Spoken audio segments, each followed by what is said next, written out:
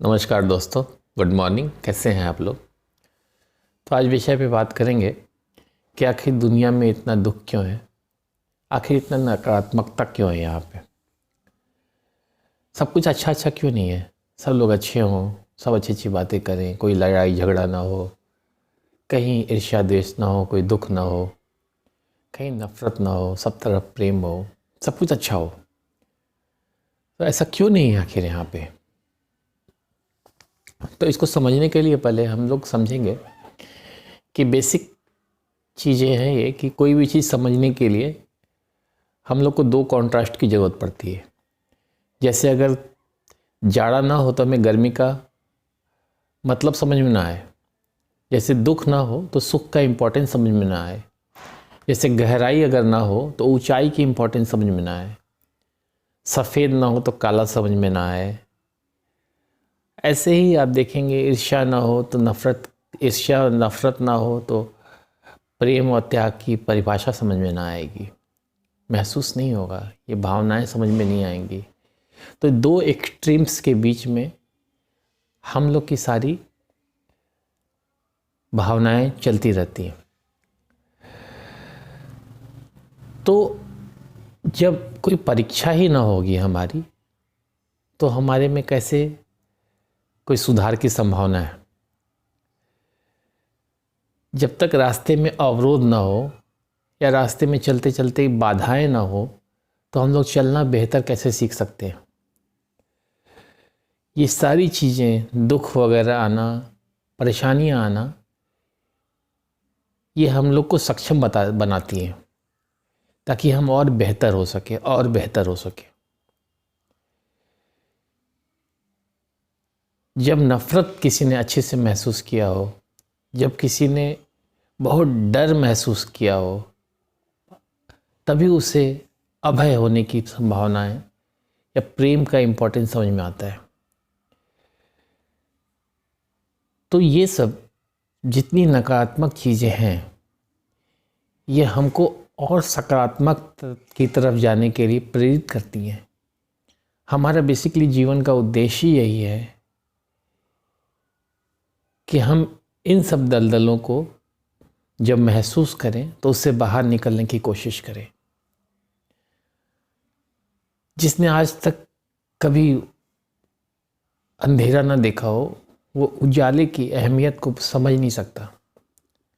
जिसने कभी दुख ना देखा हो, वो सुख की अनुभूति समझ ही नहीं सकता और उसकी ज़रूरत को नहीं समझ सकता। जिसने नफ़रत ना देखा हो, वो प्रेम की इम्पोर्टेंस को समझ नहीं सकता। हमें हमेशा बेहतर होने के लिए प्रकृति ने ये सब बनाया है कि आप बेहतर होइए, आप ठोकरें खाइए, आप गिरिए, तब आप उठेंगे। उठेंगे तो सबसे बेहतर फिर उठेंगे। जैसे जो कोकून होता है, तितली के बच्चे जो होते हैं, वो लिपटे पड़े होते हैं, बिल्कुल अंदर टाइट बंद पैक होते हैं, तकलीफ में होते हैं, उड़ नहीं सकते तब तक। जब वो फूटते हैं अंदर से, तब तितली बन के उड़ती हैं, पूरी स्वच्छंद आकाश में उड़ती हैं, इधर उधर खूबसूरत लगती हैं। उन्होंने वो तकलीफ सहा है, अंदर पैक होने की अंदर हैं, बाहर नहीं निकल सकते, एक छोटे से जगह में रहने की। तब उन्हें स्वच्छंदता महसूस की है। तो प्रकृति ने कोई भी चीज़ बेकार नहीं बनाई है। सृष्टा ने सृष्टि को बहुत खूबसूरती ढंग से रचा हुआ है ताकि हम लोग हमेशा बेहतर हो सके, और ये ज़रूरी भी है। तो शुक्र मनाइए कि आपके पास दुख है, आपके पास कुछ कमियां हैं, तभी सुधार की कोई गुंजाइश है, हमेशा बेहतर होने की गुंजाइश है। अभी आप बोलेंगे प्रकृति ने बहुत कुछ तो गड़बड़ बनाई है, ये मच्छर की ज़रूरत क्या है, ये मक्खी की ज़रूरत क्या है। लेकिन नहीं है, ये सारी जो चीज़ है वो ज़रूरी है, तभी इस सृष्टि में एग्जिस्ट कर रही हैं। जो ज़रूरी नहीं है वो एग्जिस्ट नहीं करेगी। छोटे बच्छड़ जो होते हैं ना, वो चिड़ियों के खाने के काम आते हैं। कीट पतंगे जो होती हैं वो छिपकली वगैरह खाती हैं, तो उनकी एक फूड वेब साइकिल का हिस्सा है। आप किसी एक को डिस्टर्ब करेंगे, पूरा सिस्टम गड़बड़ हो जाएगा। तो वो ज़रूरी है। मक्खी भी ज़रूरी है। मक्खी एक तरह का डिकम्पोज़र का काम करती है। कहीं भी डेथ हो जाता है, कुछ भी चीज़ मर जाती है, उसके अंदर वो डिकम्पोज, मैगट बन के वो डिकम्पोज करने का काम करते हैं। मच्छर पॉलिनेट करने का काम करते हैं।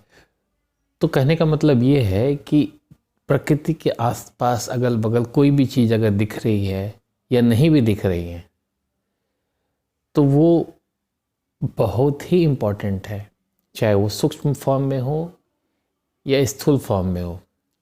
वो ज़रूरी है और उसकी एग्जिस्टेंस है, ज़रूरी है, तभी वो एग्जिस्ट कर रही है। अगर दुख है, उसका एग्जिस्टेंस दुख का है, तो वो ज़रूरी है। फिर वो हमारे समझ में आए या ना आए, समझ रहे बात मेरी। तो कई बार मानव ने भी प्रकृति के ऊपर, उनको लगा कि बहुत होशियार हो गए हैं तो कुछ भी कर लो, ये नॉन एग्जिस्टेंस वाला कोई ज़रूरत नहीं है। तो एक बार चाइना में भी इन्होंने क्या किया था, उनको लगा कि बर्ड्स जो होते हैं, गौरैया होती हैं, वो बहुत ज़्यादा अनाज खा जाती हैं। तो उन्होंने एक अभियान चलाया, ग्रेट स्पैरो को हटाना है। तो उन्होंने सब चिड़ियों को मार दिया, बहुत मारना शुरू कर दिया चिड़ियों को। तो कुछ साल बाद ही अकाल पड़ गया वहाँ पे। तो अकाल पड़ गया तो लोगों ने पूछा अकाल क्यों पड़ गया, जबकि ये चिड़िया नहीं, दाना नहीं खा रही हैं, तो हमको अनाज बढ़ना चाहिए था।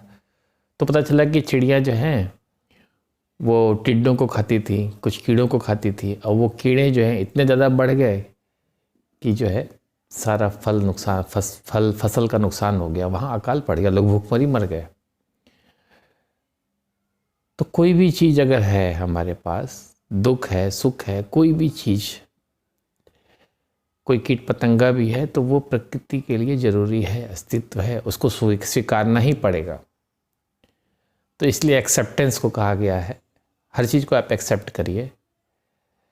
एक्सेप्टेंस ही इकलौता रास्ता है। और जितने बैरियर्स होते हैं ना हम लोग के लाइफ में, वो हम लोग को हमेशा बेहतर बनाते हैं। जिन्होंने अवरोध नहीं देखा है वो नहीं उड़ सकते, वो आगे बढ़ नहीं सकते। क्योंकि फूल का काम जैसे खिलना है, वैसे हमारा जीवन का काम भी पूरी चेतना को पाना है, पूरी चेतना का विकास करना है। और चेतना का विकास तभी होगा जब हम सारे अवरोधों को पार करेंगे। तो मनाइए कि हमारे जीवन में अवरोध आए, हम सीखें बेहतर होना, हर अवरोधों को कैसे पार किया जाए। बस इतना ही। धन्यवाद। Thank you.